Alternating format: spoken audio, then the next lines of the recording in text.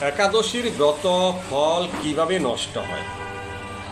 আমরা অনেকেই একাদশী ব্রত পালন করি, কিন্তু আমরা কি সঠিকভাবে পালন করছি? হরিভক্তি বিলাসে উল্লেখ আছে, ব্রত উপবাস দিনে যদি বারে বারে জল পান করে বা তাম্বুল বা পান খায়, দিবাভাগে ঘুমায়, মৈথুন কর্মে যুক্ত থাকে, তাহলে এই কর্মগুলি ব্রত দূষিত করে। তাহলে ব্রত উপবাস করার ফল নষ্ট হয়ে যায়।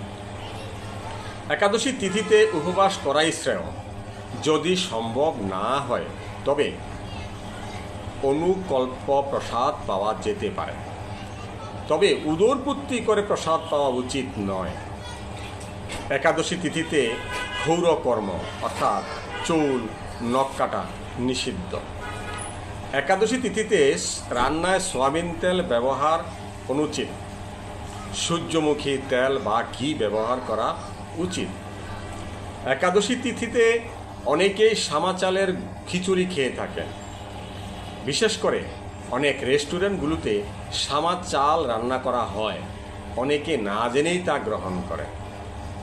একাদশীতে সামা চাল দিয়ে তৈরি কোনো কিছু খাবেন না, এটি একাদশীর দিন বর্জনীয়। একাদশী বলতে অনেকেই মনে করে আটার রুটি খেয়ে থাকা, কিন্তু একাদশীতে পঞ্চ রবিশস্য খাওয়া নিষেধ। আটার রুটি পঞ্চ রবিশস্যের মধ্যে পড়ে, তাই এটি একাদশীর দিন খাওয়া যাবে না। গাজর, সিম, বরবটি, মটরশুঁটি একাদশীতে বর্জন করতে হয়। রান্নায় পাঁচফোড়ন করা যাবে না, এতে সরিষা থাকে, সরিষা বর্জনীয়। তৈলমর্দন, সাবান, শ্যাম্পু ব্যবহার করা উচিত নয়। পরনিন্দা, পরচর্চা, প্রজল্প করা উচিত নয়। সর্বপ্রকার পাপকর্ম থেকে বিরত থাকা উচিত।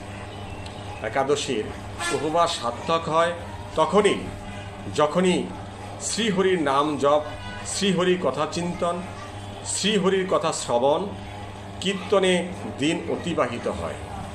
জয় একাদশীর জয়।